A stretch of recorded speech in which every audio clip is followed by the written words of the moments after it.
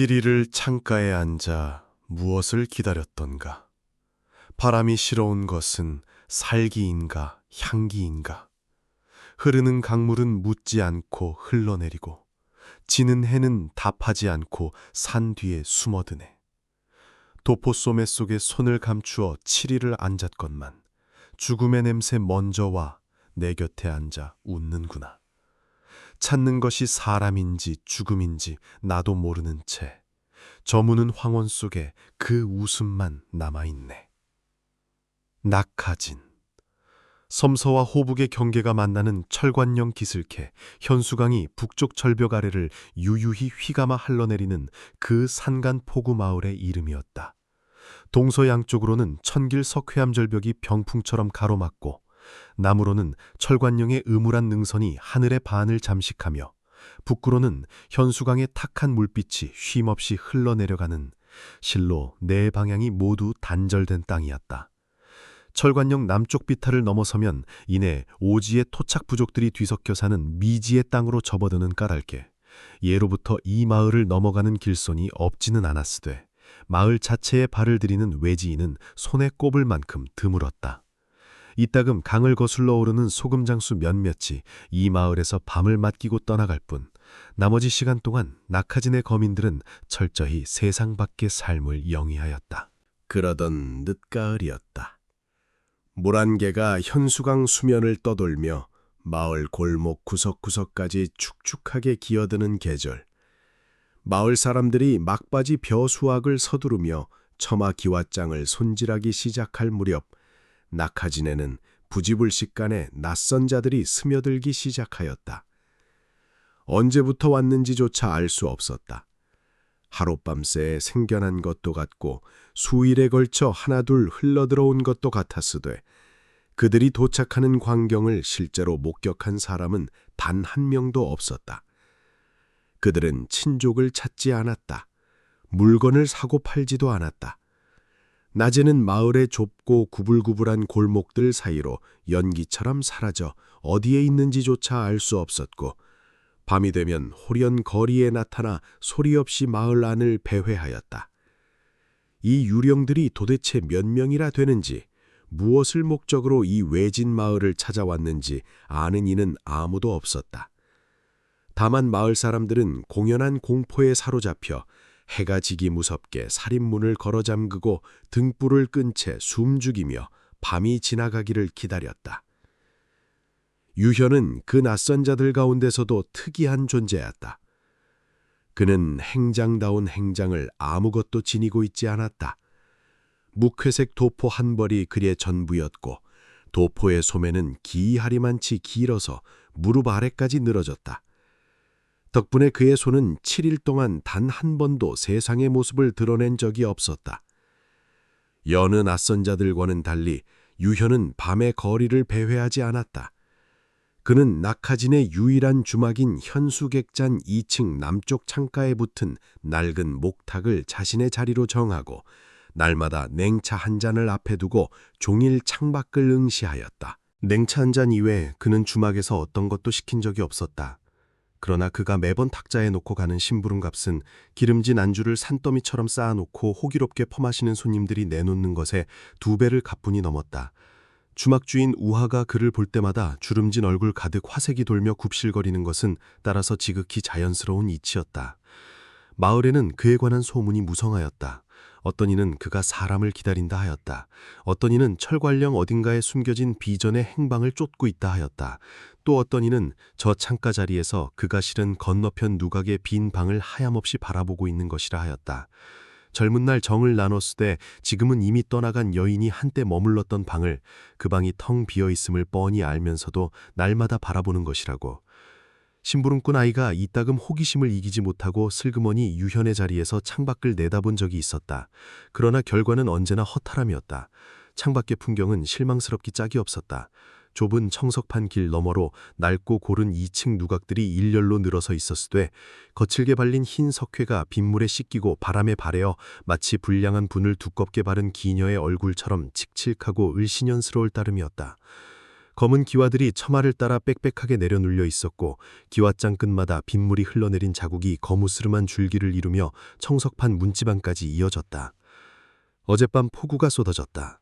오늘 저녁 하늘은 아직 물기를 다 토해내지 못한 듯 음습하고 냉랭하였으며 대기 중에는 동식물이 부패하는 것들의 퀴퀴한 냄새가 잦아들 생각 없이 떠돌고 있었다.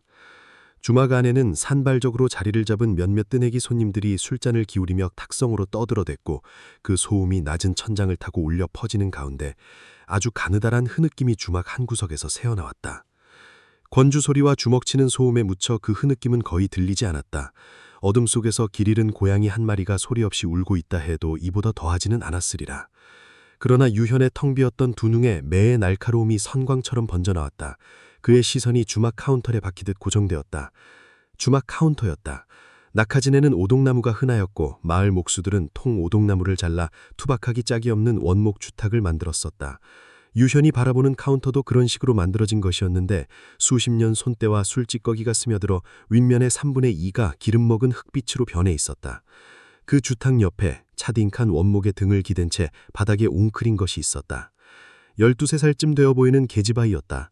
거적작으로 엮은 낡은 삿갓이 이마 아래까지 깊숙이 내려와 있어 얼굴 대부분이 가려진 그 아래로 몇 올이 누렇게 탈색된 머리카락이 빠져나와 있었다. 아이는 낮은 소리로 흐느끼고 있었다.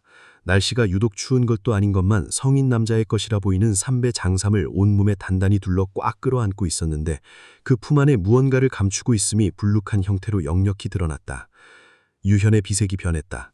그는 앞에 놓인 냉찻잔을 소리 없이 밀어내고 천천히 그 계집아이에게 걸어갔다. 아이는 여전히 흐느꼈다.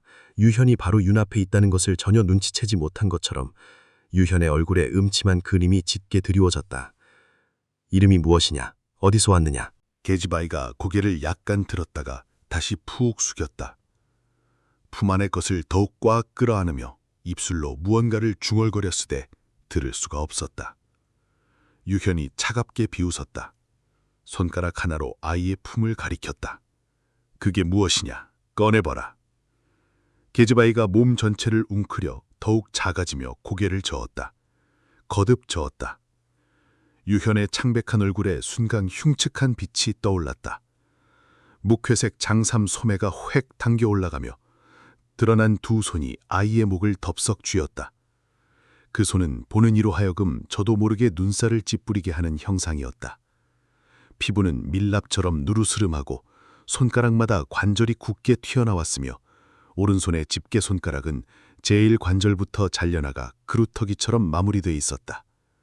손등에는 네 줄기 칼흔이 마치 살가죽을 꿰머 묶든 듯 가로질러 새겨져 있었다. 거미줄처럼 뒤틀린 흉털의 그 형상은 사람의 손이 아니라 무언가 기이한 짐승의 발처럼 보이게 하였다. 그가 가볍게 들어올리자 아이가 짧게 신음하며 공중에 떠올랐다. 삿갓이 바닥으로 굴러떨어졌다. 하얗고 겁에 질린 얼굴이 드러났다.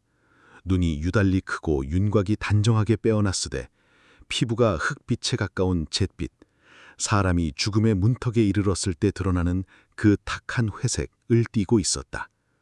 이 아이는 오래 살 수 없는 형색이었다. 유현은 아무런 자비도 없이 아이의 양 어깨를 틀어쉬고 세차게 흔들었다. 아이가 놀란 비명을 질렀고 품에서 무언가가 떨어져 바닥을 굴렀다. 유현이 번개처럼 그것은 낚아챘다. 부들줄기를 거칠게 엮어 만든 사람 형상의 물건이었다. 포인이라 부를 만한 그것은 언뜻 단순해 보였으나 머리 부분이 이상하리만치 컸다. 거의 성인의 두개골에 필적하는 크기의 머리가 앙상한 줄기 몸통이에 얹혀 있었는데 도무지 어울리지 않는 그 비례가 오히려 불길한 인상을 강화하였다. 얼굴에 해당하는 부위는 검은 삼배 조각으로 봉해져 있었고 그 삼배는 군데군데 탁한 수분에 젖어 얼룩져 있었는데 어두운 조명 아래서 그것을 흘낏 보면 핏물이 번진 혈면을 연상시켜 절로 등골이 서늘해졌다. 속에는 오동나무 껍질이 빽빽히 채워져 있어 사방으로 뻗뻗쳐 나왔고 전체적으로 손을 많이 탄 고물의 때가 배어 있었다. 유현은 아이를 한쪽으로 밀어쳐 놓고 포인을 두 손으로 받쳐들었다. 손가락 끝으로 꼼꼼히 3차례 더듬었다. 이어 마디마디 두드려가며 2차례 더 확인하였다. 그의 표정에 이내 희미한 실망의 빛이 떠올랐다. 오래된 물건임은 분명하였다. 임시로 만든 신작이 아니었다. 표면에 독이 먹여진 흔적은 없었다. 석을 채운 것은 오동나무 껍질뿐이었고 무언가를 숨길 만한 암공도 없었다. 결국 그것은 그냥 낡은 포인 하나였다. 아마도 이곳에서 기다린 시간이 너무 길어 모든 것에서 수상한 김새를 읽으려 한 모양이다. 유현은 스스로를 비웃듯 씁쓸하게 입꼬리를 당겼다. 소매를 정돈하고 소매 속으로 손을 밀어넣으며 동전 몇 잎을 아이에게 뿌리고 자리를 뜨려 하였다. 그때였다. 계집아이가 갑자기 두 눈을 공포로 가득 부릅뜨며 그를 올려다보았다. 울음과 웃음이 뒤섞인 기묘한 표정으로 목 놓아 부르짖었다. 아버지가 죽었어요. 지네가 수도 없이 빨리 구해줘요. 살려줘요. 유현의 안색이 굳었다. 그가 이 낙하진에 발을 들인 것은 특정한 목적을 추적하기 위함이었다. 이 시각 이 마을에서 일어난 어떠한 살상 사건도 그 목적과 무관하지 않을 가능성이 있었다. 네 아비가 누구더냐? 어찌 된 것이냐? 계집아이는 얼굴을 두 손으로 감싸며 같은 말만 되풀이할 뿐 더 이상 대답하지 않았다. 유현이 표정을 굳히며 한 걸음 다가서려 하자 옆에서 비단을 두른 중년의 뚱뚱한 사내가 굽실거리며 끼어들었다. 주막주인 우하였다. 객관께서는 노여움을 거두십시오.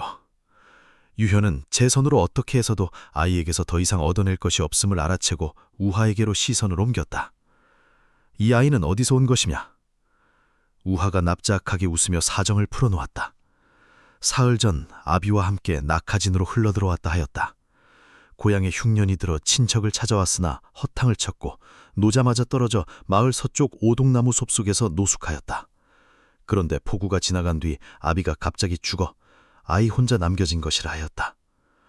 얼굴이 반듯하여 처음에는 아래 것으로 쓸까 생각도 해봤으나 충격을 너무 크게 받은 탓인지 정신이 반쯤 나가버려 아무도 데려가려 하지 않는다 하였다. 그래서 쫓아내지도 못하고 그냥 두고 있었던 것이었다. 유현은 잠시 생각하다 아이 앞에 천천히 쪼그려 앉았다. 손으로 아이의 머리를 가만히 두드리며 물었다. 아비가 어찌 죽었는지 말해보아라. 계집아이가 부들부들 떨며 고개를 들었다. 반쯤 웃고 반쯤 우는 얼굴로 중얼거렸다. 잠자다가 꿈꾸다가 지네가. 유현이 미간을 찌푸렸다. 꿈속에서 죽은 것이냐? 아이가 고개를 끄덕였다가 다시 저었다.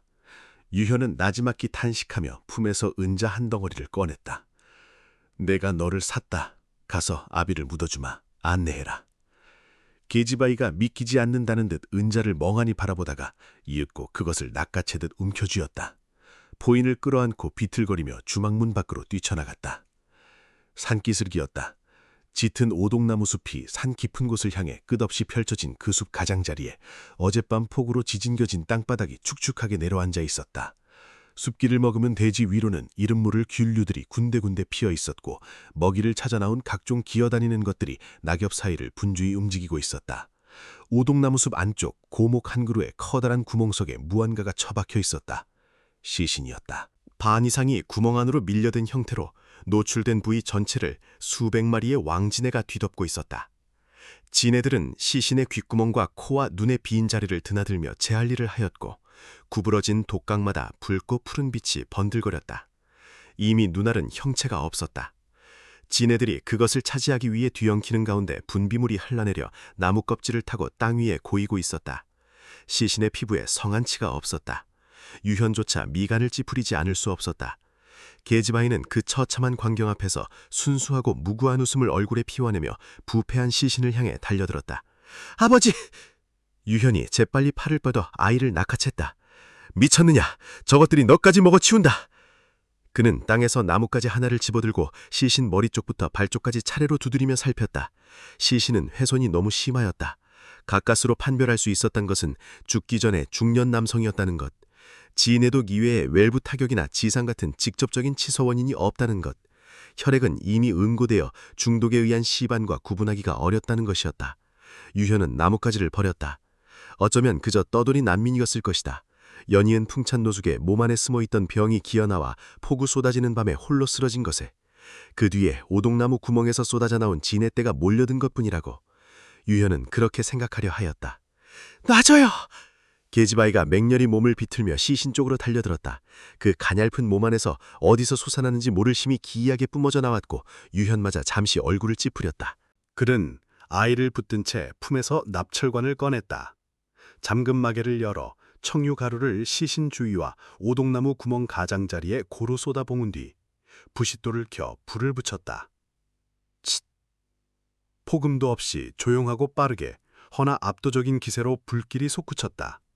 순식간에 오동나무 구멍을 집어삼키고 시신을 뒤덮은 지인의 떼와 함께 모든 것을 불태우기 시작하였다. 아버지! 계집아이가 목이 찢어지라 절규하며 화염을 향해 달려들었다. 삼배 장삼을 휘감은 채 파리한 손을 내뻗으며 미친 듯이 발버둥 쳤는데 그 기력의 강도가 예사롭지 않아 유연히 두 팔로 붙드는데도 안간힘을 써야 할 지경이었다. 그 순간이었다. 아이가 고양이 같은 날카로운 비명을 한 번 질렀다. 그리고 온몸의 힘이 한꺼번에 빠져나간 것처럼 축 늘어지며 유연의 팔 안에서 그대로 무너져 내렸다. 유연이 고개를 획 돌렸다. 무언가가 추풍이 옆, 얇고 납작한 철편 한 장이 그의 귓바퀴 옆을 아슬아슬하게 스쳐 지나가 오동나무 껍질에 박혀 있었다. 아이의 목 뒤에 똑같은 것이 하나 더 꽂혀 있었으니 기절시키기 위한 혈도점의 철편이었다. 유연이 싸늘하게 굳은 눈으로 숲 저편을 향해 외쳤다. 누구냐? 대답 대신 숲 저편에서 가늘고 부드러운 웃음소리가 새어나왔다. 산바람에 실려 퍼지며 올라갔다가 아래로 굽이쳤다가 방향을 가늠할 수 없이 흩어졌다. 유현의 가슴 한가운데서 말로 설명할 수 없는 예감 하나가 날카롭게 치솟았다. 이 자다. 내가 여기에 온 것과 무관하지 않은 자다. 그는 그 순간 쓰러진 아이의 생사 따위는 머릿속에서 지웠다. 오동나무 숲을 가로질러 소리가 사라진 방향으로 쏜살같이 내달렸다. 숲안은 저물어가는 햇빛이 나무 꼭대기 사이로 겨우 비스듬히 스며들어 음산하고 어두웠다. 거대한 오동나무 뿌리들이 땅 위로 구불구불 솟아올라 뒤엉켜 있었는데 마치 무언가에 봉인된 채 잠들어 있는 것들이 깨어나려 꿈틀거리는 형상 같았다. 유현은 소리와 본능을 동시에 따라 숲속을 헤쳐나갔다. 얼마나 달렸을까? 숲이 끊기며 앞으로 경사진 언덕이 펼쳐졌다. 황혼의 빛이 언덕 위에 쏟아져 내렸고 가늘게 흐르는 시냇물 하나가 어딘가 물을 곳을 향해 조용히 굽어 흘렀다. 그 웃음소리는 이미 흔적도 없었다. 사방의 산들이 무심하게 그를 둘러싸고 있을 뿐 인형은 보이지 않았다. 유현이 가쁜 숨을 고르며 발걸음을 늦추는 찰나에 언덕 위에서 시냇물을 따라 이쪽으로 다가오는 인형이 보였다. 시끄무리한 총마 한 필이 사람을 등에 태우고 천천히 걸어오고 있었다. 그 뒤를 따르는 이가 하나 더 있었다. 시비로 보이는 작은 체구의 여인이 한 손으로는 옷비를 잡고 다른 한 손으로는 오칠한 대나무 바구니를 들고 있었는데 바구니 안에는 백금으로 도금한 몇 가지 기물이 담겨 있었다. 두 사람은 느긋하게 이야기를 나누다 이따금 낮게 웃음을 흘렸다. 그 두 사람은 유현의 앞을 스쳐 지나갔다. 마치 그가 거기에 서 있지 않기라도 한 것처럼. 유현의 입가에 미소라고 할 수 있는 것이 아주 얕게 걸렸다. 그는 두 걸음을 빠르게 따라붙으며 공수를 하였다. 청마 위에 소저, 잠시 멈추어 주시겠소? 시비가 재빨리 말 앞을 가로막으며 쏘아붙였다. 우리 소저의 함자는 연화야. 무슨 총마 위에 소저란 말이람. 총마 위의 여인이 조용히 고개를 저었다. 소란, 말 많이 하지 마라. 물러서 있어라. 시비가 입을 삐죽이며 바구니를 내려놓고 비켜섰다. 유현은 소매를 가다듬었다. 연화소저, 소생은 유현이라 합니다. 길을 오래 걸어 목이 타는데 소저께 물 한 모금을 청할 수 있겠는지요. 총마 위의 여인이 천천히 고개를 돌렸다. 유현의 눈이 순간 미세하게 흔들렸다. 그것은 한 번 보면 다시는 잊히지 않은 얼굴이었다. 눈매는 가늘고 길어 눈꼬리가 관자놀이 방향으로 날렵하게 당겨져 있었다. 갸름한 얼굴은 흰 분을 발라 설백에 가까웠으나 그 아래로 뺨의 몇 군데에 옅은 황갈색 기미가 숨어 있었고 두 뺨에는 진홍빛 연지가 번진 듯 훈훈하게 피어나 오히려 콧날의 서늘한 선을 더욱 도드라지게 하였다. 어떤 기준으로도 단정히 아름답다 할 수 없는 얼굴이었다. 그러나 그 얼굴에서는 말로 규정하기 어려운 어떤 기이한 기운이 파도처럼 밀려왔다. 보는 이의 정신을 끌어당겨 빨아들이는 섬뜩하면서도 거부할 수 없는 것이었다. 연하가 눈을 돌려 미소를 흘렸다. 공자께서는 어찌 그렇게 보시는 것이지요? 그러면서 총마목에 묶인 가죽 순항에 끓으며 채우려 하였으나 들어보니 이미 비어 있었다. 연하가 가볍게 고개를 가로저으며 미안한 듯 웃었다. 마침 다 비었군요. 유현은 그 모든 동작을 놓치지 않고 관찰하고 있었다. 용모는 보통을 넘지 않았다. 그러나 손 하나 드는 것, 목 하나 기울이는 것이 모두 뼛속까지 스며드는 요염함과 우아함을 담고 있었으니 거친 변방의 여인에게서 나올 수 있는 자태가 결코 아니었다. 유현은 표정을 고르고 담담하게 웃었다. 소저의 탓이 아닙니다. 소생의 복이 없는 것이지요. 그런데 소저는 어디 사람이시기에 저물녘의 산길에서 홀로 어머니 산소에 다녀오다 늦었습니다. 유현이 미안한 기색을 지어 공수하였다. 무심한 말을 하였습니다. 영전에 녹아되었군요. 연하의 설백한 긴 얼굴에 의미를 알기 어려운 미소가 번졌다. 공자께서는 사과하실 것 없습니다. 그 어머니는 저를 낳아준 어머니가 아니니까요. 유현이 나지막히 되받았다. 아하. 연하가 다시 빙그레 웃었다. 솔직히 말씀드리지요. 저는 양가의 규수가 아닙니다. 잠시 말을 끊었더니 유현을 바라보는 눈길에 명주실 같은 부드러움을 담아 말을 이었다. 꼭 파는 자리에 앉아 세상과 마주하며 살아가는 사람입니다. 유현이 담담하게 받았다. 그러시군요. 소저께서는 어느 곳에 거처를 두고 계십니까? 1년 전에 어머니가 돌아가시고 나서 저와 소란 둘뿐이 되었습니다.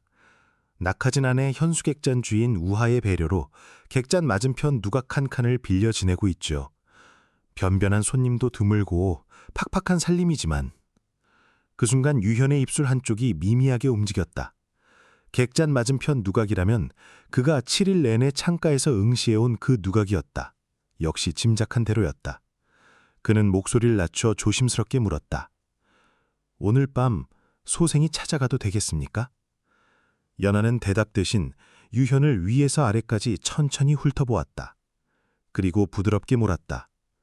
공자 같은 분이 이 낙하진에 오신 데는 분명 다른 까닭이 있겠죠. 무엇을 찾고 계십니까? 유현은 웃고 있었다. 그러나 그 웃음은 어딘가 서늘하였다. 사람을 찾고 있습니다. 몇이나 됩니까? 많지 않습니다. 11. 찾으셨습니까? 아직입니다. 1명도.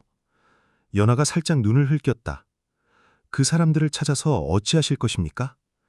유현은 저 멀리 황혼이 깔리는 능선 끝을 바라보다 말하였다. 한 곳으로 보내야 합니다. 연화가 무릎을 치듯 손뼉을 살짝 마주쳤다. 알겠습니다. 공자는 관가에서 나온 포교 어른이시겠구나. 요즘 마을에 이상한 자들이 너무 많이 들어와서 사람들이 다들 무서워하던 참이었는데 어서 잡아서 돌려보내 주신다면 참 좋겠습니다. 덕분에 저들 요즘 영업이 통... 유현이 천천히 고개를 저었다. 그는 연화의 표정을 정면으로 응시하며 담담하게 말하였다. 소저의 짐작이 빗나갔습니다. 소생은 잡는 사람이 아닙니다. 일부러 한 박자 뜸을 들였다. 죽이는 사람입니다.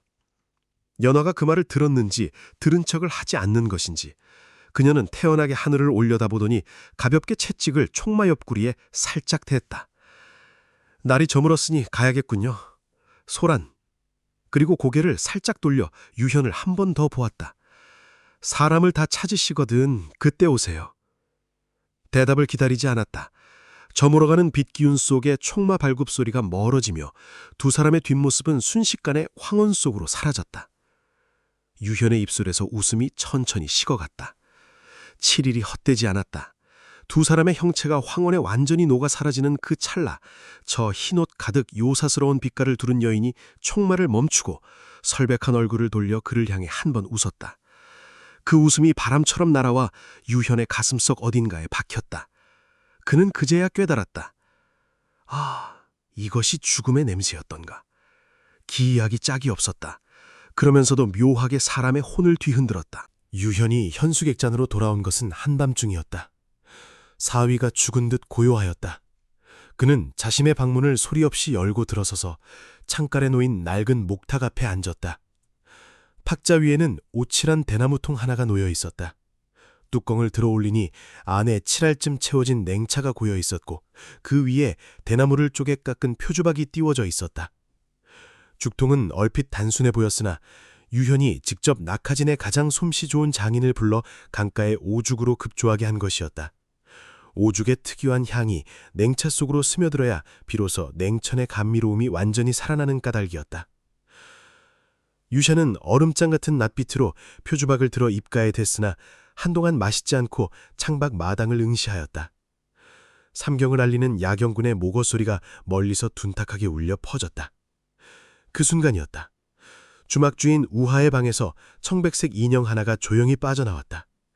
인형은 가볍게 방문을 닫고 사방을 훑어보더니 발소리를 죽이고 대문 쪽을 향해 움직이기 시작하였다.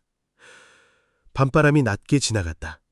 낮게 들이온 운예가 잠시 갈라지며 신락 같은 달빛이 그 인형의 얼굴 위에 내려앉았다. 갸름하고 흰 얼굴, 이마를 가득 채운 옅은 분, 두 뼘에 번진 연지. 아득하고 몽롱한 달빛 아래에서 그 얼굴은 저녁 무렵 언덕에서 마주쳤던 연화와 빼어 닮아 있었다. 유현이 그 인형이 대문을 빠져나가는 것을 기다렸다가 자리에서 일어났다. 유현은 현수객잔 맞은편 누각 아래에 섰다. 그러나 그는 서두르지 않았다. 그 자리에서 소매를 찬찬히 여미고 가다듬었다. 눈동자 안에 매의 날이 살아났다. 7일 7야를 지키고 앉아 기다린 끝에 마침내 첫 번째 사냥감이 제 발로 방으로 뛰어들어간 것을 두 눈으로 확인한 자의 눈빛이었다. 어찌 웃음이 나오지 않겠는가. 두두두. 문고리를 두드리는 소리가 정적 속에 울렸다. 창가에 불빛 하나가 살아나고 안에서 여인의 낮고 조용한 목소리가 흘러나왔다. 누구시죠? 연화소저 소생 유현이요. 삐걱 하는 소리와 함께 문이 한 뼘 열렸다. 그 틈으로 연화의 참백한 얼굴이 나타났다. 그녀가 부드럽게 물었다. 이렇게 늦은 시각에 무슨 일로? 유현이 웃음을 반쯤 머금으며 되발았다. 그런데 소저께서는 삼경 한밤중에 객잔 주인방에서 나오시는 것은 무슨 일이셨는지요? 연화가 허리를 살짝 굽히며 낮게 웃음을 흘렸다. 그러고는 문기둥에 등을 기대며 몸을 일으켜 세웠다. 눈꼬리를 비스듬히 지켜올리며 말하였다. 공자께서야말로 무슨 별다른 뜻이라도 있겠어요? 꽃 파는 처지에 무슨 거창한 이유가 있겠습니까? 당연히 거래하러 갔단 것이지요. 어떤 거래 말이요? 연화가 다시 웃었다. 손에 들린 비단 수건을 가볍게 유현에게 던졌다. 남자라면 다 좋아하는 그 거래지요. 유현이 소매 위로 그녀의 손목을 덥석 쥐며 차갑게 말하였다. 그 거래, 나와는 안 되겠소. 연화가 꽃가지가 흔들리듯 웃었다. 돈만 있다면야 당연히 되지요. 그런데 공자께서는 사람 찾는 것은 이제 급하지 않으신가요? 유현이 낮게 웃으며 받아쳤다. 급하오. 다만 소절을 보니 더 급해지는구려. 공자도 참. 연화가 교소를 흘리며 자연스럽게 유현의 품 쪽으로 기울었다. 유현이 그 무게를 받는 듯 하다가 힘을 옆으로 비켜내며 그녀를 옆으로 번쩍 들어 올렸다. 방 안으로 벌어 들어갔다. 방 안은 칠흑 같았다. 유현이 연화를 안은 채 안쪽으로 몇 걸음 걸었다. 품 안에 연화가 나지키 웃으며 말하였다. 찾지 않으셔도 돼요, 공자. 침상은 저쪽이에요. 유현의 웃음 속에 음산한 것이 섞여들었다. 침상이 무슨 소용이요? 거기서 죽을까봐 두렵지 않소. 연화가 되받았다. 공자가 거기서 죽으실까봐 제가 더 걱정이지요. 한번 시험해 보시겠소. 말이 채 끝나기도 전에 유현이 연화를 침상에 눕혔다. 두 사람은 알몸이 되어 뒤엉켰다. 암흑 속에서 연화의 웃음소리가 서서히 잦아들었다. 미세한 숨결 소리만이 남았다. 그때였다. 단발에 격렬한 신음이 터져나왔다. 청백색 섬광 하나가 연화의 품 안에서 번개처럼 솟구쳤다. 연화의 입에서 둔한 신음이 터져나오고 동시에 짙고 비릿한 혈향이 방 안 가득 퍼져나갔다. 유현이 차갑게 웃으며 태연히 몸을 일으켜 옷을 추스렀다. 손을 뻗어 옆에 있는 촛불에 불을 붙였다. 촛불이 흔들리며 방 안의 광경을 드러냈다. 연화의 목에 어느 사이에 박혀 있었던 것인지 초승달 형태로 굽어진 현철 두 쪽이 목 한쪽을 관통하여 침상 목판 깊이 박혀 있었다. 현올 쌍조, 구부러진 날카로운 면이 혈관과 성대를 정확하게 갈랐으나 기관과 대동맥은 절묘하게 피해간 것이 죽음을 즉각 허락하지 않겠다는 잔인한 의도를 그대로 드러내었다. 쌍조가 혈류를 막고 있는 까닭에 피는 분출하지 못하고 5줄기 가느다란 흐름이 되어 침상 목판을 적시며 내려갔다. 연화의 가늘고 긴 두 눈이 터질 듯 크게 떠졌다. 흰 자위가 가득 드러나고 목 안에서 간열적인 경련음이 새어나왔다. 소리 없이 죽어가는 것이 아니라 제 피가 서서히 빠져나가는 것을 두 눈으로 보면서 죽어가야 하는 그 공포 속에서도 유현은 유현이었다. 그의 얼굴에 구경하는 자의 여유가 가득하였다. 현활쌍주의 맛이 어떠하오? 그가 나지막히 말하였다. 강호의 혹 유현이 손에 12조각 암기를 지니고 다닌다는 것쯤은 알고 있는 이들도 있겠지만 100년 전 강호를 뒤흔들었던 현활쌍조가 지금 소생의 3번째 손이 되었다는 것까지 알고 있는 자는 없을 것이오. 연하의 알몸이 습냉한 공기 속에서 미세하게 떨렸다. 눈빛에는 경악이 가득하였다. 유연이 이렇게 빠르게 손을 쓸 것이라고는 예상하지 못한 것 같았다. 유연이 갑자기 웃음을 끊었다. 손을 뻗어 이불을 획 틀어 올렸다. 그 아래에서 납작하고 마디진 것 하나가 바닥으로 굴러떨어졌다. 와잠 독충, 지네보다 작고 납작한 형태의 20마디를 가진 흑갈색 독충이었다. 이불 온기를 받아 이제 막 활성화되려던 참이었다. 이런 수작으로 나를 죽이려 했단 말이오? 연하의 입술이 핏기를 잃어갔다. 그녀는 필사적으로 눈을 크게 뜨고 고개를 저었다. 그러나 한마디도 내뱉을 수가 없었다. 유연히 싸늘하게 말을 이었다. 명부, 강호에서 가장 이름 높은 추살결사요. 우리는 12명 분이지만 그 하나하나가 완벽한 살인기계라는 것은 소생도 잘 아오. 5년 전 나는 주인에게 물었소. 명부 12명 중 누가 가장 강하냐고. 주인은 이렇게만 답하였지요. 명부는 각자가 다른 방면에서 최강이며 필요하다면 각자는 나머지 11명 모두를 죽일 수 있는 실력을 지닌다고. 우리는 같은 명부 소속이요. 상대를 너무 가볍게 보는 것은 금물이었어. 연하는 고개를 저을 뿐이었다. 고통으로 일그러진 얼굴로 반복해서. 유현이 계속하였다. 나는 7일 동안 이 객잔에서 저 누각을 관찰하였어. 그러나 그 7일 동안 한 번도 먼저 손을 쓰지 않은 것은 아직 필승의 확신이 서지 않았기 때문이요. 그런데 소저는 너무 급했어. 침상의 와잠 독충으로 나를 독살하려 하다니. 현월쌍조를 쥔 손가락에 힘이 들어갔다. 그 독충의 몸이 두 동강 났다. 짙은 녹흑색 독집이 멀리까지 튀었다. 소저의 가장 큰 실수는 상대를 너무 어리석게 보았다는 것이요. 연어의 목 안에서 두어 번 꺽꺽이는 소리가 났다. 무언가를 말하고자 하는 것 같았다. 유현은 그 고통으로 뒤틀린 얼굴을 감상하듯 바라보다 냉소하였다. 소저는 나를 죽이려 했소. 그렇다고 소생이 원망하는 것은 아니오. 우리는 같은 명부의 동문이지만 한 번도 직접 마주한 적이 없으며 사실 2명의 명부 조직원이 손을 맞잡아야 할 임무 따위는 이제까지 존재한 적이 없었소. 이번 한 가지만 빼고는. 이번에 우리가 받은 임무는 완전히 동일하오. 나머지 11명을 죽이는 것. 이것이 마지막 임무이고 살아남은 단 한 명이 자유의 몽이 되어 우리가 피할 수 없는 운명이니 소저도 소생을 원망하지 마시오. 연화의 안색이 백지처럼 되었다. 그러나 눈빛에서는 증오의 불꽃이 꺼지지 않았다. 유현이 앞으로 몇 걸음 다가서며 그녀의 흘러내린 발채를 집어들었다. 머리카락이 굵고 검었다. 뇌 뒤에 크게 틀어올린 것이 손에 잡히자 묵직하고 미끄러웠다. 유현이 천천히 말하였다. 같은 문중이니 소저가 확실히 알고 죽도록 해드리겠소. 내가 이렇게 빨리 소저의 정체를 알아챈 것은 주로 소저의 운이 나빴기 때문이오. 그는 소매 안에서 작은 손가락 2마디 크기의 흑옥패 하나를 꺼냈다. 오칠바탕에 은사로 정교한 경략이 새겨진 것이었는데 보는 각도에 따라 그 무늬가 다르게 빛났다. 그것을 천천히 펼쳐들며 낮은 소리로 읽어내려갔다. 암호명 묘시, 나이 23, 암기 명사독침, 특기 환면술. 잠시 웃음을 흘렸다.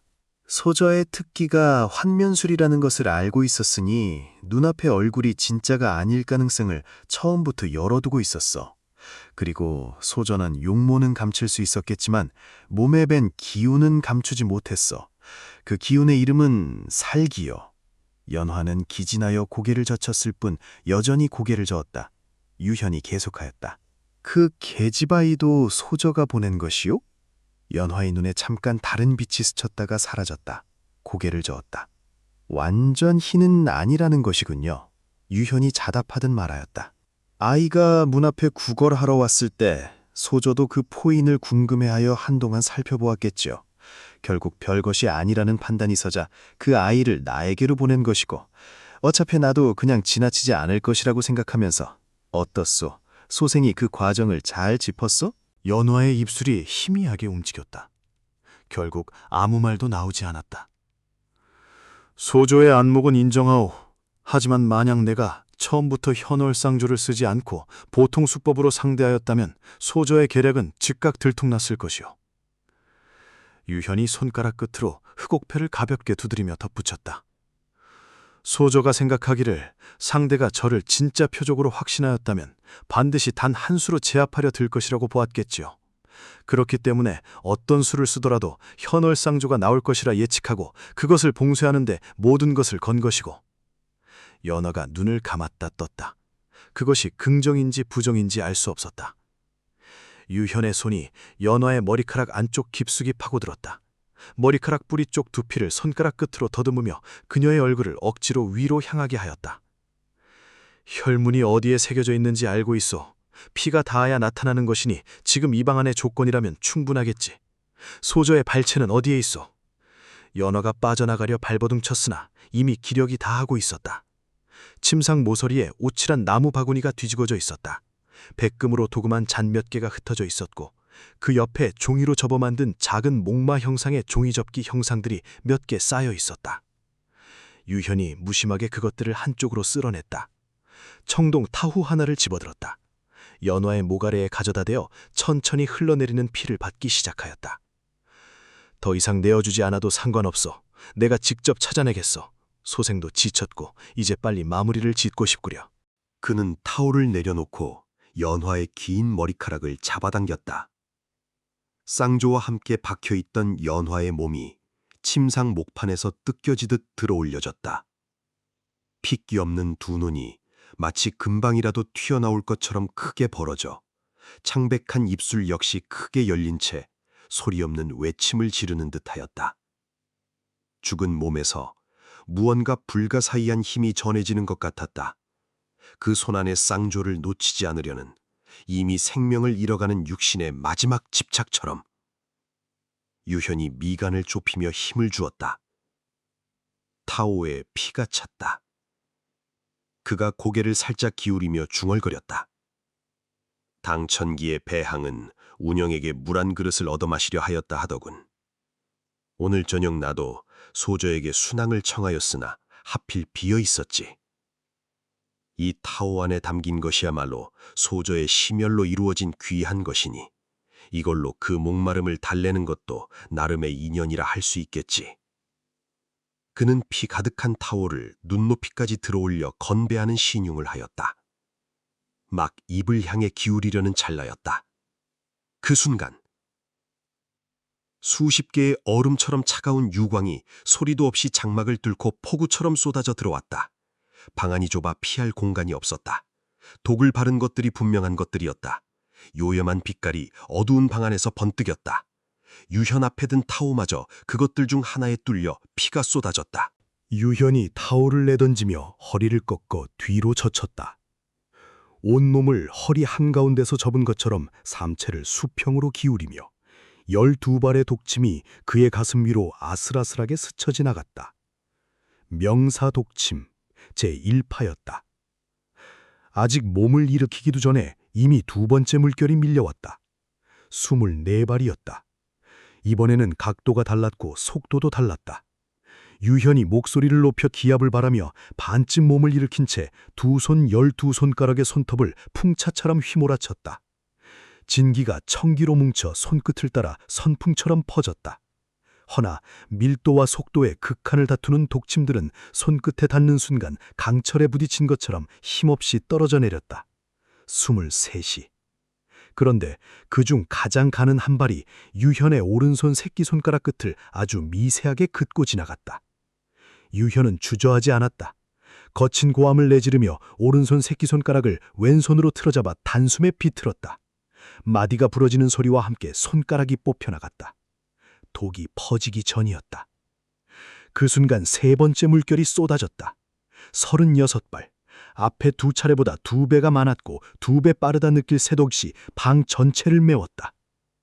이것이 진짜였다. 유현의 분노가 순간 얼음이 되었다. 위험이 극한에 달할수록 정신이 맑아지는 것, 그것이 명부의 모든 구성원이 갖춰야 할 필수 덕목이었다. 그는 발을 뻗어 바닥에 쓰러진 연화의 시신을 걷어올렸다. 동시에 손을 뻗어 그 목에 아직 박혀있는 현월 쌍조의 자루에 향하였다. 독침이 전광처럼 날아들었다. 그러나 그의 손이 더 빨랐다. 쌍조의 자루에 손끝이 닿는 순간 뼈를 얼리는 익숙한 냉기가 미세하게 떨리던 손가락을 타고 흘러들었다. 손가락이 떨림을 멈추고 무겁고 단단해졌다. 자신감이 한순간에 돌아왔다. 쌍조를 손에 감는 순간 어떤 독침이 날아오더라도 허물어진 폐철로 만들어버릴 수 있다는 확신이. 그러나 바로 그 다음 순간 형언하기 어려운 전율이 그 자신감을 순식간에 삼켜버렸다. 현월 쌍조가 연화의 후두골에 단단히 물린 채 빠지지 않는 것이었다.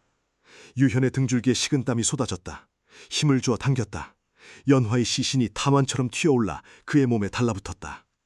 혈기 없는 두 눈이 금방이라도 튀어나올 것처럼 크게 부릅떠져 있었고 창백한 입술은 크게 벌어진 채 소리 없는 웃음을 토해내는 것 같았다.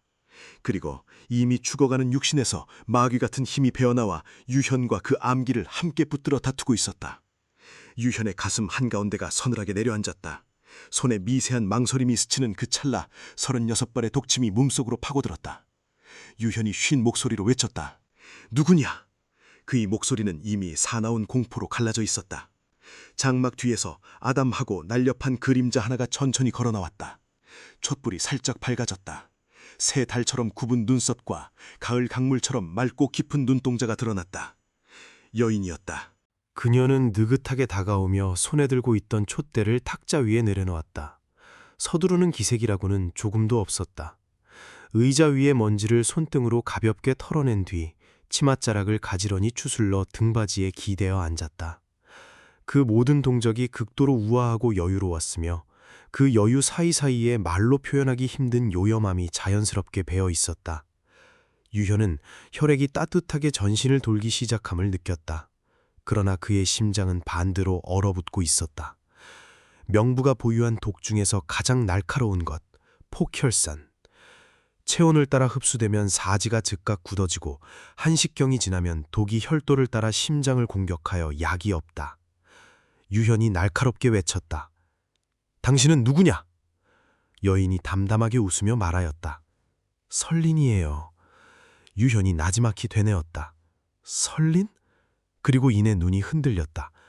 그대가 설린이라면 저 여인은 누구란 말이오? 설린의 눈안에 웃음기가 더욱 짙어졌다. 연화예요. 유현이 분연히 말하였다.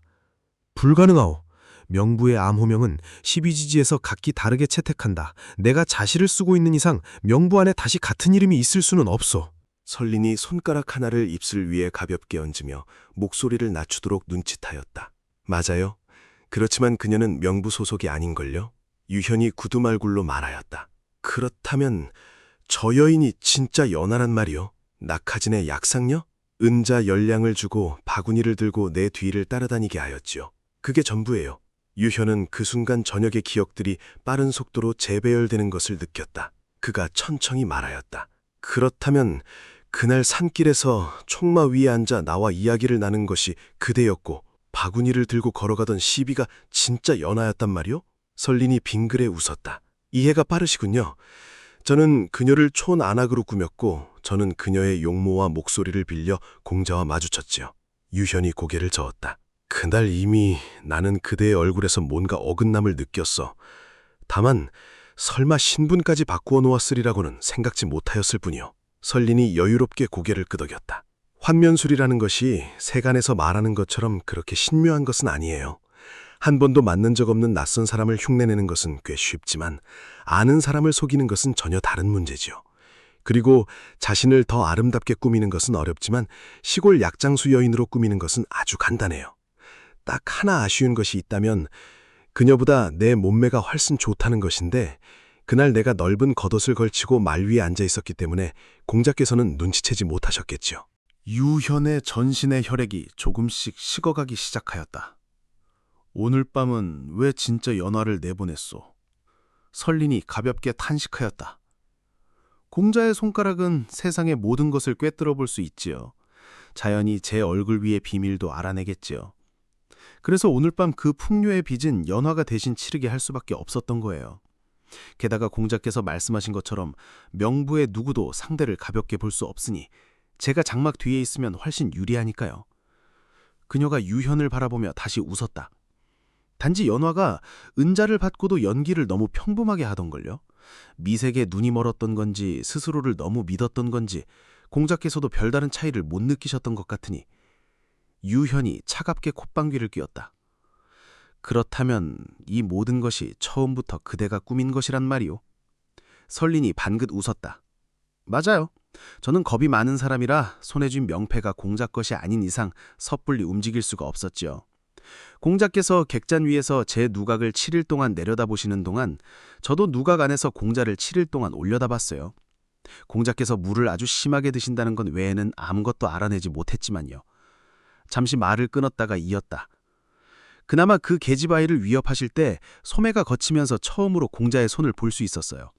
그리고 소매 안쪽에서 금속 특유의 미광이 언뜻 비치더군요. 혹시 전설 속의 현월상조가 정말로 공자 손에 있는 것이 아닐까 하는 생각이 든 거예요. 유현이 느리게 고개를 저었다. 그 계집아이도 그대가 보낸 것이요? 설린이 고개를 저으며 웃었다. 완전히는 아니에요. 그 애가 먼저 제 문 앞에 구걸하러 왔었죠. 저도 그 포인이 한동안 궁금하여 살펴보았지만 별것이 아니더군요. 그래서 그 애를 공자에게 보낸 것이에요. 이렇게 재미있는 것을 공자라면 분명 그냥 지나치지 않을 거라 생각했으니까요. 어떠세요? 저의 이 계략이 나쁘지 않았죠? 유현이 차갑게 콧웃음을 쳤다. 그대의 담력은 인정하겠소. 만약 내가 처음부터 현월상조를 쓰지 않고 그 여인에게 평범한 수법으로 대응하였다면 그대의 계략은 즉각 수포로 돌아갔을 것이오. 설린이 담담하게 웃으며 받았다. 공자께서 말씀하신 그대로예요. 상대를 진짜 명부조직원이라고 합신한 이상 단 한 수로 끝내려 할 것이라는 것이 제 계산이었지요. 현월상조가 나올 수밖에 없다는 것. 유현이 고개를 끄덕였다. 그러니 연화의 몸에 미리 축고량을 먹여두었던 것이로군. 설린이 천천히 눈을 내리깔며 답하였다. 명부 각자에게는 저마다의 필살절기가 있지요. 현월상조를 한순간이라도 봉쇄할 수 있다면 저에겐 충분했어요. 그래서 음식에 섞어 축고량을 먹여두었어요. 근골이 천천히 수축하여 상조가 박히는 순간 단단히 물려버리게 만드는 약이지요. 저에게는 그 한순간으로 충분했으니까요. 유현이 잠시 침묵하다가 말하였다. 물을 마시고 싶게 만든 것도 그대의 계략이요. 설린이 고개를 저었다. 집중을 흐트리는 것과 그렇지 않은 것의 차이는 사실 크지 않아요. 다만 저는 공자와 달리 저는 친절한 자객이거든요. 죽기 전에 먹잇감을 괴롭히는 것을 좋아하지 않고 죽이기 전에 그들이 마지막 소원을 이루게 해주려 해요. 7일 동안 관찰하면서 공자께 소갈병이 있다는 것을 알았지요. 그래서 다호와 잔들을 미리 여러 개 준비해 두었어요. 죽기 전에 편안하게 드실 수 있게요. 이것이 저의 작은 성의예요. 유현이 긴 한숨을 내쉬었다. 한동안 말이 없었다. 그러다 느리게 입을 열었다. 이미 모든 것을 계산해 놓았으면서 왜 이제까지 기다리고 있었소? 살린이 방 안의 구석의 경로를 곁눈으로 흘낏 보았다. 그러고는 사뿐히 일어나며 말하였다. 독이 오를 때까지 기다리고 있었던 거예요. 그녀는 촛불을 들고 천천히 유현 쪽으로 걸어왔다. 걸음걸이가 한없이 우아하였다. 7일 창가에서 물을 찾고 사람을 기다렸건만 강 건너 누각엔 바람만 오가네 인연이 어긋나네. 현월이 꼬아도 놓지 못하는 것이 있으니 죽어가는 몸에서도 마지막 힘이 손을 붙드는구나. 독이 따뜻하게 흐르면 비로소 꽃이 피는 법이니 잘 가시오 자시여. 촛불 앞에서 이슬 지듯이. 안녕히 가세요 유공자. 손에 든 촛불이 한 차례 묵직하게 흔들렸다. 전신의 혈관이 눈 깜짝할 사이에 부풀어 올랐다. 마치 무수한 독사들이 중이보다 얇게 당겨진 피부 아래서 한꺼번에 꿈틀거리는 것 같았다. 그리고 어둠 속에서 무수한 두 놈이 연속으로 터졌다. 혈관이 터지는 소리였다. 온몸에 구멍이라는 구멍에서 피가 분출하였다. 새빨갛게 달아오른 육신이 썩은 나무토막처럼 천천히 쓰러져 내렸다. 설리는 그를 내려다보며 소매로 공기 중에 흩어진 혈양을 가볍게 쓸어냈다. 그러고는 조심스럽게 허리를 굽혀 유현의 오른팔 안쪽 피부 한 조각을 섬세하게 벗겨냈다. 거기에는 문양이 하나 새겨져 있었다. 폭혈산이 적신 선열 속에서 천천히 선명하게 떠오르는 혈문. 한 사내가 미소 지으며 강가에 앉아 여인이 건네는 표주박의 냉차를 받아드는 형상이었고, 그 발 아래에는 작은 짐승 하나가 무언가를 절구에 찌다가 절구통을 넘어뜨리는 장면이 가느다란 침공들이 모여 그려진 섬세한 화폭 속에 담겨 있었다. 오래된 화선지 위에 끼워둔 사파처럼 고와하고 생동감이 있었다. 설린이 혈문을 거두어들이고 가볍게 한숨을 내쉬었다. 그녀는 붉은 실로 봉한 홍사 봉투 하나를 바닥에서 집어들었다. 거기에는 그녀 자신의 이름이 적혀 있었다. 촛불 위에 갖다 댔다. 봉투 전체가 재로 변할 때까지 기다렸다가 비로소 손을 놓았다. 그러고는 바닥에 쓰러진 유현 쪽으로 천천히 이불을 끌어다가 핏기 없는 그 얼굴 위에 고이 덮어주었다. 발길을 돌리려는 찰나였다. 쿵, 쿵. 문 밖에서 기이하고 낯선 두드리는 소리가 울렸다. 설린이 흠칫 굳었다. 그러나 그 굳음은 순식간에 녹아내렸다. 그녀는 차분하게 호흡을 가라앉히고 대문 쪽을 되돌아보았다. 문틈으로 새벽의 낯빈 미광이 한 줄기 스며들어오고 있었다. 그 청백한 빗살을 타고 묵직하고 짙은 살기 하나가 함께 스며들었다. 방 안 전체가 순간 냉기로 덮이는 것 같았다. 사마귀가 매미를 노리고 그 사마귀를 참새가 노리는 것처럼 이 나무댐은 너머에 무엇이 있는 것인가? 설린이 촛불을 불어 껐다. 손가락 사이에 명사독집 몇 발을 미세하게 떨리게 하며 한 걸음 한 걸음 문 쪽으로 걸어갔다. 긴 소매가 낮게 늘어졌다. 차가운 바람 한 줄기가 불어왔다. 설린이 기식을 완전히 거두어들이고 문을 확 잡아당겼다. 문 밖에 서 있는 것이 눈에 들어왔다. 부들로 엮은 포인이었다. 그 커다란 머리가 설린에게서 등을 돌린 채 맥없이 늘어져 있었고, 몸통에서는 오동나무 껍질이 사방으로 삐죽삐죽 튀어나와 있었다. 어제 낮에 유현이 계집아이의 품에서 빼앗아 살폈던 바로 그 포인이었다. 그것을 안고 있는 것은 그러나 그 계집아이가 아니었다. 한 사내였다. 옥색 도포 한 벌의 맨발이었다. 흐트러진 긴 머리를 흰 삼끈 하나로 느슨하게 묶어 등 뒤로 늘어뜨린 채였다. 골격이 단정하고 눈빛이 기이하리만치 온화하였으니 처음 보는 이로 하여금 저도 모르게 경계를 누그러뜨리게 만드는 그런 인상이었다. 그는 그 더럽고 기이한 포인을 들어올려 설린에게 가볍게 내밀며 조용히 미소를 지었다. 설린의 눈빛이 무거워졌다. 그녀는 천천히 입을 열었다. 그대는 사내가 온화하게 답하였다. 임무연이라 하오. 상대의 이름을 확인하는 순간 설린은 오히려 안정을 되찾았다. 팽팽하게 당겨져 있던 표정이 느릿하게 풀리며 특유의 우아한 미소가 다시 얼굴에 번졌다. 명부? 그렇소. 설린의 눈빛이 봄 강물이 녹아 흐르듯 부드럽게 흔들렸다. 그러고는 직접적으로 물었다. 지금 이 시각에 오신 것은 제가 방금 처리한 것과 더불어 유현의 혈문까지 가져가시려는 것이 아닙니까? 임무연은 고개를 저었다. 아니요, 나는 임무연이요. 전영이 본업인 사람이요.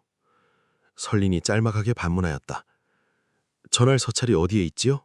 임문현이 천천히 품 안의 포인을 앞으로 돌려 설린에게 얼굴이 보이도록 하였다. 설린의 낯빛이 순간 굳었다. 포인의 얼굴 부위를 봉하고 있던 검은 삼배 조각이 치워져 있었다. 그 자리에 누군가의 얼굴이 혈묵으로 그려져 있었다. 무게색이 암적빛이었다. 마른 피로 개어쓴 것이 분명하였다. 그러나 그 필선은 조야하거나 급하지 않았다. 아주 정성스럽게 수없이 공을 들여 한 획 한 획 덧입힌 것이 역력하였다. 죽음의 문턱 직전에 공포와 절망으로 일그러진 얼굴. 한 번 보면 두 번 다시 지워지지 않을 그 표정이 손가락 두 마디 크기의 삼배 조각 위에 소름 끼칠 만큼 생생하게 담겨 있었다.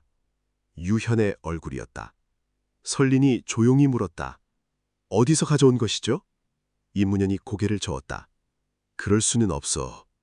필공이 지극히 정교하고 노련하였어. 최소한 10수년의 단청 공력이 없이는 나오지 않을 선이여. 그 아이는 12~13살. 태어나자마자 붓을 참았다 하여도 미치지 못할 솜씨여. 게다가 그 아이는 이미 불치병이 깊어 오래 살기 어려운 상태였어. 설인이 미간을 모았다. 그렇다면 누가 그린 것이겠습니까? 이무연이 말하려다 멈추었다. 아무도 없는 새벽 골목을 한번 살피고는 공수하며 부드럽게 청하였다. 안에서 이야기해도 되겠어? 이 새벽에 서서 하기에는 좀 긴 이야기라서요. 그의 얼굴에는 시종 겸허한 미소가 깔려 있었다. 거절할 명분을 찾기 어려운 미소였다. 설인이 고개를 끄덕이며 몸을 비켜 그를 들였다. 방 안으로 들어서며 문을 닫았다. 두 사람은 유현의 시신 곁에 나란히 자리를 잡고 앉았다. 이무연이 유현을 내려다보며 담담하게 말하였다. 포결산의 명사독침을 배합하면 평시에는 평범한 독에 지나지 않으나 체온에 녹아드는 순간 천하에서 가장 무서운 암기가 된다 하더군요. 설인이 한 손을 뺨에개고 가볍게 웃었다. 과찬이에요. 그런데 아직 그럴 사람이 누구냐는 질문에는 답해 주시지 않았군요. 이무연이 눈을 들어 설인을 바라보았다. 주인이요. 그 두 글자가 방 안에 떨어지는 순간 사위의 촛불이 저도 모르게 한 차례 미세하게 떨렸다. 설인이 눈을 가늘게 떴다. 주인이 이 낙하진에 있다는 것이요. 그릴 사람이 첫 번째 희생자를 미리 알 수 있었다면 보통 사람이 아니요. 우리의 모든 행동이 그의 통제 아래 있다고 보아야 할 것이요. 그것을 해낼 수 있는 이는 주인밖에 없어. 설린이 조용히 생각에 잠겼다. 이내 느릿하게 입을 열었다. 10년 동안 그대는 주인의 진면목을 본 적이 있습니까? 없어. 언제나 가면을 쓰고 있었어. 남녀는 물론이고 나이조차 짐작할 수 없었어. 설린이 빙그레 웃었다. 저도 같아요. 이문현이 잠시 침묵하다가 말을 이었다. 한 가지 더 의문이 있어. 주인이 우리를 인류추살자로 키워놓고는 왜 이번 임무에서 서로 죽이라 하는 것인지 이해가 되지 않소. 설린이 고개를 끄덕였다. 저도 납득이 가지 않는 부분이에요. 이문현의 어조에 미묘한 빛이 실렸다. 그리고 한 가지 더. 나는 이것이 거짓말이라고 생각하오. 11개의 혈문을 수거하면 자유를 준다는 것. 주인의 진짜 목적은 하나도 살아남지 못하게 하는 것이 아닐까 싶소. 그는 잠시 말을 끊더니 비스듬히 웃으며 덧붙였다. 즉, 명분은 이미 쓸모를 다했고 주인은 우리를 이 작은 마을의 쓰레기처럼 버려두고 서로 잡아먹히게 하는 것이오. 설리는 전혀 놀라지 않은 표정이었다. 그저 자세를 약간 고쳐 듣는 자세를 갖추며 미소를 지었다. 그 부분은 저도 생각해 본 적이 있어요. 하지만 설령 그렇다 하더라도 우리에게 무슨 방법이 있겠습니까? 명부 12명 각자의 절기는 모두 주인이 전수한 것이에요. 주인의 눈에 우리는 12마리 개미에 불과하지요. 인면이 정색하였다. 개미도 살려는 의지가 있어. 뭉쳐야 살 길이 보이지 않겠어? 설린의 은근하게 빛나는 눈이 그의 얼굴을 조용히 응시하였다. 한 글자씩 또렷하게 물었다. 반기를 들자는 것이에요? 앉아서 죽기를 기다리는 것보다는 낫소. 설린이 빙그레 웃었으나 더 이상 말하지 않았다. 한동안 방 안이 고요하였다. 창밖으로 까마귀 한 마리의 울음이 지나갔다. 하늘은 낯빛 여명의 경계에서 서서히 물이 들어가고 있었다. 인면이 자리에서 일어섰다. 나는 가겠소. 내 말을 한번 생각해 보시오. 설리는 반류하지 않았다. 다만 그의 뒷모습을 눈으로 천천히 줬다가 그가 문 쪽에 이를 즈음 조용히 물었다. 왜 저를 찾은 것이지요? 그 말을 내뱉는 순간 그녀의 목소리에서 늘 두르고 있던 요염하고 부드러운 겉빛이 한꺼풀 벗겨졌다. 그 아래에서 나온 것은 지극히 지쳐있는 어떤 목소리였다. 어쩌면 그녀도 너무 오래 무거운 것을 지고 있었던 것인지도 몰랐다. 이따금 겹겹이 쌓인 가면을 한꺼풀쯤 들어올려 본래의 숨결을 잠깐 드러내고 싶을 때가 있는 것처럼. 이문현이 고개를 조금 돌리며 말하였다. 그대가 사람을 죽이는 것을 보았소. 그 실력과 그 지혜를 믿기 때문이요. 설린이 옅게 웃었다. 다른 이들도 만나봤나요? 아직 없어. 그러나 우리 중에 사한결이라는 자가 있다는 것은 알고 있어. 그의 명패를 진 것이요? 그렇소. 그러나 아직 찾지 못하였소. 설린이 입꼬리를 부드럽게 올렸다. 혹시 찾는 것이 너무 성의가 없었던 것은 아닐까요? 이문현이 짧게 탄식하였다. 그럴지도 모로. 잠시 침묵이 흘렀다. 이윽고 그는 더 낮은 소리로 말하였다. 아마도 나는 더 이상 사람을 죽이고 싶지 않은 것 같소. 말이 끝나기 무섭게 그는 큰 걸음으로 문 밖으로 나갔다. 문을 나서며 긴 소매를 한번 휘두르는가 싶었다. 그러자 그 더럽고 기이한 포인이 소리도 없이 날아올라 처마 끝에 딱 박혀 매달렸다. 포인의 이마에는 청동침 하나가 꽂혀 있었고 그 아래 흑사봉투 하나가 매달려 있었다. 봉투 겉면에는 사시라는 글자가 적혀 있었다. 이것은 사한결의 명패요. 나의 첫인사 선물이요. 사흘 뒤에 다시 오겠소. 그때까지 나와 손을 잡아줄 것인지 생각해 보시오. 함께라면 이 판을 끝낼 수 있어. 설린이 처마 아래에서 그의 뒷모습을 바라보며 말하였다. 사흘 뒤에는 제가 이미 다른 누군가의 손에 죽어 있을지도 몰라요. 임무연이 걸음을 멈추지 않으며 받아쳤다. 그렇지 않을 것이요. 명부 안에서 그대를 쉽게 죽일 수 있는 자는 없어. 그러고는 잠깐 멈추었다가 덧붙였다. 단 한 명만 빼고. 누구죠? 수하요. 설린의 입술이 조용히 그 이름을 한번 되뇌었다. 수하. 명부 안의 모든 이들은 저마다의 절기로 있지요. 그러나 수하는 그 어떤 기교도 쓰지 않는 유일한 자객이에요. 단지 손안에 검 하나만으로 죽이지요. 한 번도 실수한 적이 없다고 하던데? 임무연이 천천히 말을 받았다. 그렇소. 그 검술의 경지가 가히 측량하기 어렵소. 그러니 그대에게 묻고 싶소. 왜 나는 그녀와 손을 잡으려 하지 않느냐고. 설린이 먼저 그 질문을 예상하고 있었다는 듯 뒤이어 물었다. 왜지요? 수하는 결코 주인을 배반하지 않소. 충성 때문이 아니오. 타고난 성정 때문이오. 설린이 고요하게 그 말에 무게를 받았다. 천성. 임유면의 목소리가 더욱 낮아졌다. 그녀는 태어날 때부터 살육 그 자체를 위해 존재하는 것 같소. 피가 그녀의 유일한 기쁨이요. 이번 판이 그녀에게는 진정한 잔치일 것이요. 그는 더 이상 잊지 않았다. 한 번 길게 탄식하고 말하였다. 이미 그대의 행적을 포착하였을 것이요. 각별히 조심하시오. 설린이 담담하게 웃었다. 그리할게요. 그러면 먼저 가겠소. 임유면이 발길을 돌려 골목 깊은 곳을 향해 나아갔다. 설린은 그 뒷모습이 골목 끝에서 완전히 사라질 때까지 움직이지 않았다. 처마 위 그 낡고 기이한 포인이 새벽바람에 미미하게 흔들렸다. 청동침이 꽂힌 이마에서부터 흑사봉투까지 새벽의 어슴푸레한 비다리에서 마치 무언가를 기다리는 것처럼 가만히 매달려 있었다. 한참이 지나서야 설린이 문 쪽으로 걸어가 포인을 내려 손에 쥐었다. 흑사봉투를 벗겨내는 그 찰나였다. 눈을 찌르는 성광이 지붕 위에서 수직으로 꽂혀 내려왔다. 청햇의 기와가 산산이 튀어 흩어지며 먼지와 파편이 하늘을 뒤덮었다. 그 빛은 아침 햇살 전체를 빨아들인 것 같기도 하였고 시간과 공간 자체를 쪼개어 그 틈에서 터져나온 것 같기도 하였다. 낙하진의 흰 담과 청기와 아치형 섭다리와 좁은 골목들이 그 빛 속에서 순간 산산이 조각이 나는 환각에 휩싸였다. 천만 년 전 아직 어떤 것도 형태를 갖추지 않았던 원초의 어둠 속으로 모든 것이 되돌아가는 것 같은 광경이었다. 설린의 동공이 자기도 모르게 수축하였다. 섬광이 거두어진 자리에 한 자루의 검이 그녀의 미간 앞 허공에 호련히 서 있었다. 무인검. 회청색 검신은 나뭇잎처럼 길고 유려하였으며 칼날이라 할 것이 없었다. 날 없는 검이었다. 그러나 그 날 없는 검면에서 흘러나오는 것은 뼛속까지 얼어붙이는 살의였다. 마치 주변의 모든 빛과 온기를 빨아들여 거대한 현빙으로 응결시키는 것처럼 눈부신 아침 햇살조차 그 검 앞에서 온기를 잃고 얼어붙었다. 설린이 급히 뒤로 물러서냐 손안에 포인을 검을 향해 내던졌다. 검이 들어오는 기세는 조금도 변하지 않았다. 다만 검끝이 미세하게 꺾이며 퍽 하는 둔탁한 소리와 함께 포인 몸통을 건드렸다. 포인이 순간 방향을 바꾸어 총탄처럼 되돌아와 설린의 가슴 한복판에 사정없이 박혔다.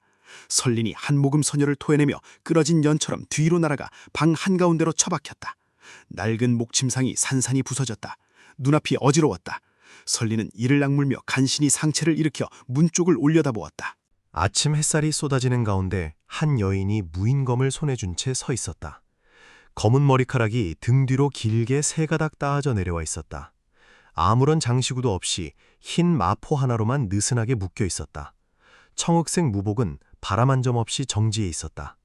두 눈의 색이, 설리는 그 눈을 보는 순간 숨이 잠깐 막혔다. 회백색이었다. 맹인의 눈처럼 투명하였다. 그러나 그 안에 담긴 것은 공허가 아니었다. 모든 것을 꿰뚫어보는 차갑고 완벽한 집중이었다.